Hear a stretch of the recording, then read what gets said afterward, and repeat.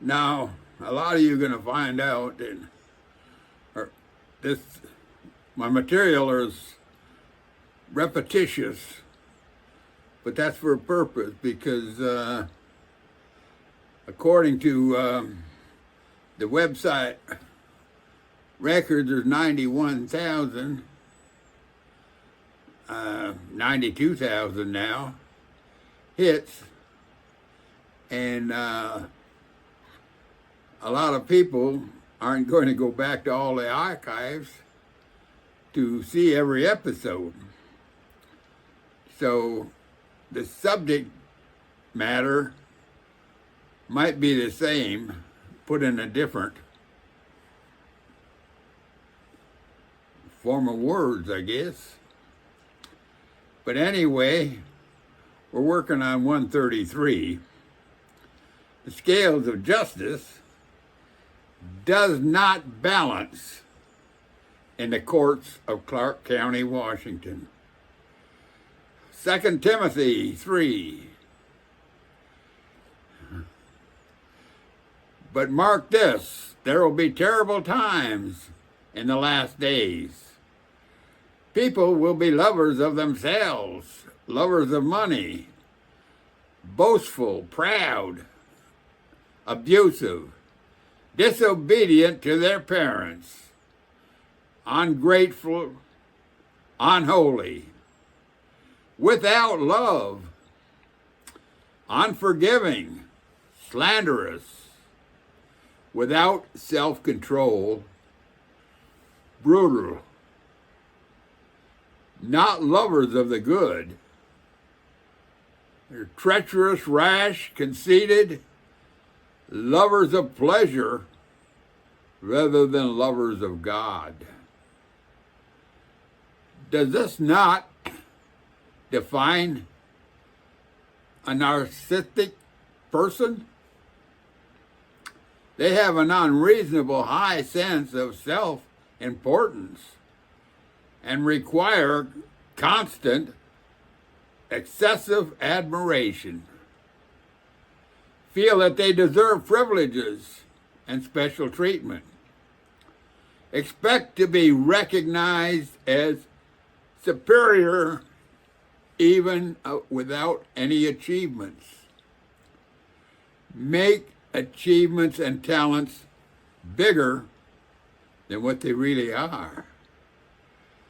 Narcissistic personality disorder is a mental health condition that involves a long-term pattern of exaggerated sense of self-importance, a need for admiration, and a lack of empathy for others. Ignoring mental illness should be addressed, but instead the courts choose to exploit it. Deuteronomy 28:28, the Lord will strike you with madness and blindness and confusion of heart. Here, God was warning the Israelites about rebelling and worshiping the Canaanite gods.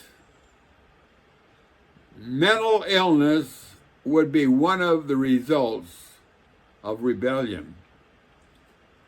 One of the two most stigmatized mental illness is schizophrenia, the act of treating someone or something unfairly by publicly disapproving of them. When it comes to what is beneficial treatment for affected seniors, the Clark County judicial system clearly missed the mark. Would it be fair to say the criminals are the Justice Department? The earthly people who now control Joanne Kemper's life are not Judge Rudsinas or even Commissioner Jill Sasser. They both appear to be incapable of making decisions, and a proper description would be rubber stamps for the Clark County, Washington attorneys who have a history of ordering the courts into appointing outside decision makers who have their own interest in mind, not the person they're supposed to protect. Plain talk, if it would be beneficial to the person in their charge, they do the direct opposite, so they can steal from the estate. Now the judges work as enforcers to eliminate outside influences that would actually be beneficial and unselfish. By doing this, it allows their circle of corruption to function unabated, as it has for over a decade. When Commissioner Jill Sasser was asked, "Why won't you let Joanne Kemper be happy?" she answered, "Sometimes we have to look at things in a different light." I don't know about y'all, but that pretty much sounds like the courts have a different set of rules for seniors, especially affluent ones. How would you translate that statement? To me, it says, when you get old, you lose your right to be happy. Joanne asked me, why are they after me? Well, one reason, because she's a Christian. And Christians are persecuted by Satan-created demons. In my case, they double down. The courts not only persecuted, but prosecuted me, and using the word of a mentally ill young man, they required no proof. The end result, the courts turned a civil matter into a criminal-like judgment. Now I can handle this, and the courts know that. But the punishment was aimed at Joanne Kemper by keeping us separated. Currently, the persecution has been in the nature of mental anguish. Now, the Apostle Paul suffered both mental and physical anguish. In 2 Corinthians 2:23 through 28, are they servants of Christ? I am more. I have worked much harder, been in prison more frequently, been flogged more severely, have been exposed to death again and again. 5 times I received from the Jews the 40 lashes minus 1. 3 times I have been beaten with rods. Once I was pelted with stones.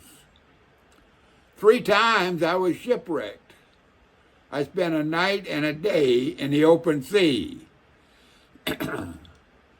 I have been constantly on the move. I have been in danger from rivers, and danger from bandits, and danger from my fellow Jews, in danger from Gentiles, in danger in the city, in danger in the country, and in danger at sea. and in danger from false believers. I have labored and toiled, and have often gone without sleep. I have known hunger and thirst, and have often gone without food. I have been cold and naked. Besides everything else, I face daily the pressures of my concern for all the churches. Now keep in mind, when he's referring to churches, he's not referring to buildings, because it's the people who are the churches. Although the persecution in the U.S. is not near as harsh as what missionaries have to be subject to, that serve in the Middle East and other third world countries. That's not to say it can't happen here. We must stay in tune with Jesus and work persuading others to do so also.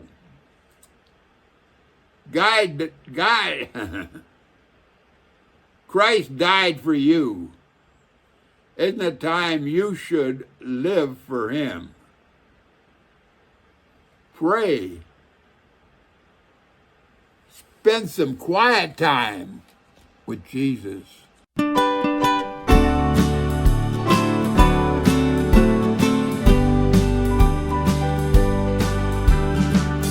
Early each morning, late every night, I clear my mind of everything, 'cause it's my quiet time with Jesus. That's when I talk to the King. So don't call me, I won't answer. My phone will not be on, 'cause it's my quiet time with Jesus. That's when we want to be alone. First I thank him for the blessings he gives me every day. Then I praise him for the mercy he showed when I was saved. Then I give him all my troubles, and I leave them in his hands. And I thank him for what he will do before we meet again. When it's my quiet time with Jesus, no one but him and me. It's my quiet time with Jesus. That's the way we both want it to be. Yes, that's the way we both want it to be. It's our quiet